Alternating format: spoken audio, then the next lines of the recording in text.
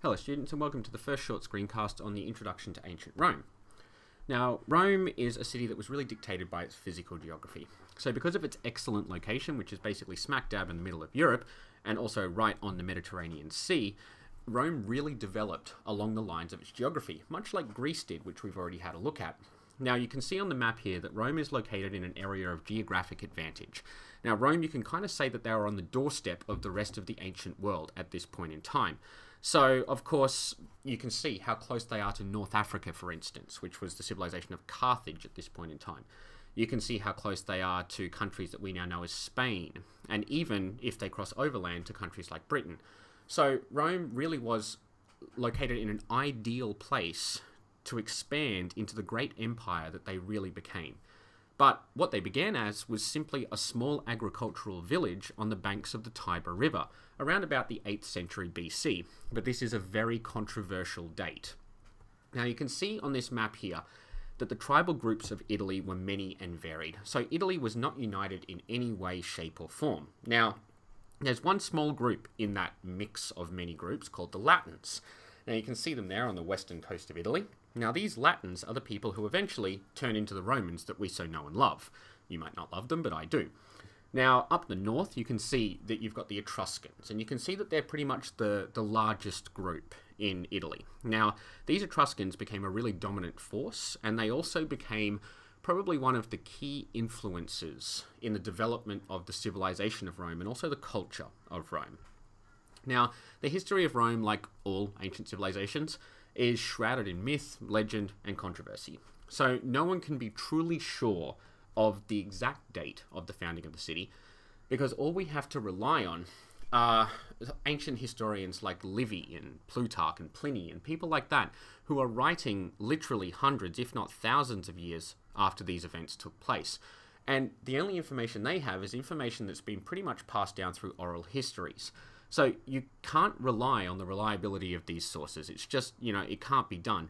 But there is a great deal of archaeological evidence to suggest that some of the foundation myths of Rome are true. Now, you might be wondering why I have a picture on the right there of two kids suckling on the teats of a she-wolf. Now, if you know anything about Rome, it's because those two kids are Romulus and Remus, the mythical founders of Rome. And that she-wolf is the she-wolf who adopted them. Now, legend has it that Rome was founded by these, well, not two brothers, one brother, Romulus. It was not founded by Remus, because we'll get to that soon. Now, these brothers were direct descendants of refugees from the Trojan War. Now, apparently what had happened is that after Troy had fallen to the Greeks, there was thousands of Trojan refugees spread out into the world, and some of them settled on the coast of Italy. Now, Romulus and Remus were the sons of a woman known as Rhea Silvia, who was one of the relatives of Aeneas, who was one of the very prominent Trojan generals. So you can see already that there's a bit of a creation myth behind these kids. Okay, they're being styled as these great men. Not exactly gods, although their mother did apparently get it on with Mars, who was a god. So, they're kind of demigods in a way, depending on which legend you kind of believe. Now, Romulus and Remus were the rightful heirs to the city of Alba Longa, which was one of the primary cities in Italy at this time. However, their throne was usurped by a pretender, so to speak, so somebody who should not be on the throne, and the boys were threatened with death. Now, what happens next is something that you see in a great deal of religion and mythology all around the world, including Christianity. So, Rhea Silvia, when she hears that her sons are going to be killed because the throne has been usurped, she panics. She realizes she can't hide them, so she puts them in a basket and she floats them down the river. Now, don't try that at home, because, let's face it, it's probably not going to end well in real life, because babies aren't very good at swimming. Now, eventually what happens is they float down the river, and they are then found and raised by a she-wolf, because, that happens all the time. She-wolves see kids and they go, yeah, I'm going to raise those two kids because they look helpless, instead of I'm going to eat those two kids because they look helpless. Now, when they grow up, they decide that they're going to restore their throne, and they do.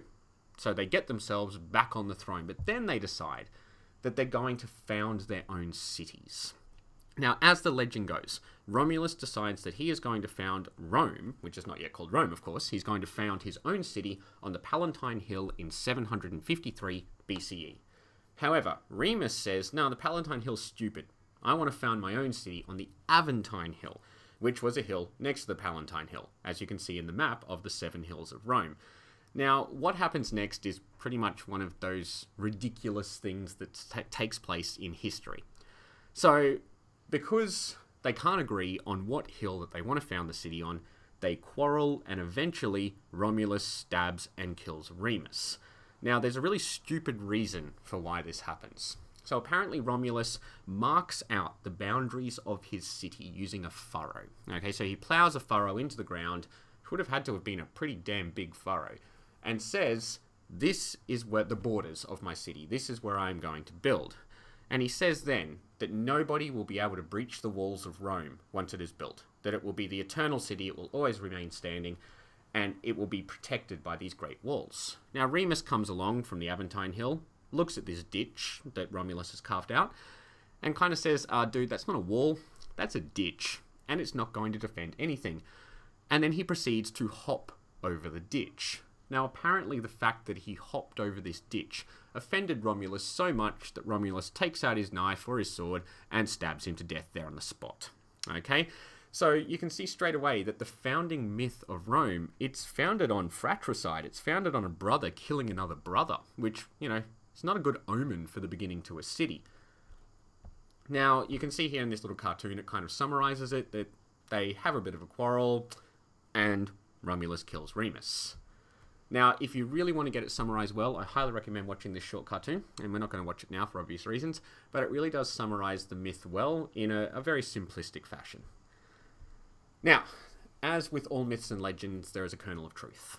Now, we know for a fact, due to archaeological records, that there was a village on the site of Rome as early as the Bronze Age. So we're talking pre-1000 BCE here, okay? Now, some historians say that there's evidence of settlement around that area as early as like 10,000 BCE, okay? So this is an area of big contention here.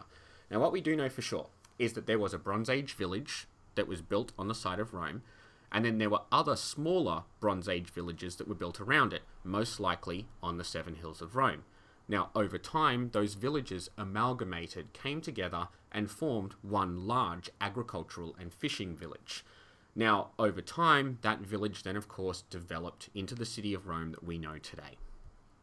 Now, the Etruscans were an ancient civilization to the north, or the northern section of Italy, who were essential in assisting in basically creating the Roman civilization and particularly Roman culture. Now, while Rome was growing and expanding as a series of villages, they were taken over by this powerful force known as the Etruscans. Now, this group of people, they were far superior in every way to the Romans. They had been on the Italian peninsula for longer. They had greater technology, they had cities, they had building techniques that the Romans had never seen nor heard of, and they had a military that was able to conquer most of the Italian tribes, with some, you know, exceptions with people like the Samnites. Now, this group of people, the Etruscans, would become a huge influence on the rest of the history of Rome. So a lot of what we actually associate with Rome, things like their religion, things like their building techniques, the gladiatorial games, all that stuff, it actually has its birth in the Etruscans and then was appropriated and modified throughout Roman history. Now, around the 6th century BCE, Rome was controlled by a series of kings, and some of these kings, the last few particularly, were Etruscan. Now, these kings did amazing things for the city. They created roads, they created buildings and some beautiful temples. They helped to cement the religion of Rome. They created drainage canals, walls. You know, we are talking some huge construction projects. However, by the time of the 7th king, everything was pretty much going pear-shaped.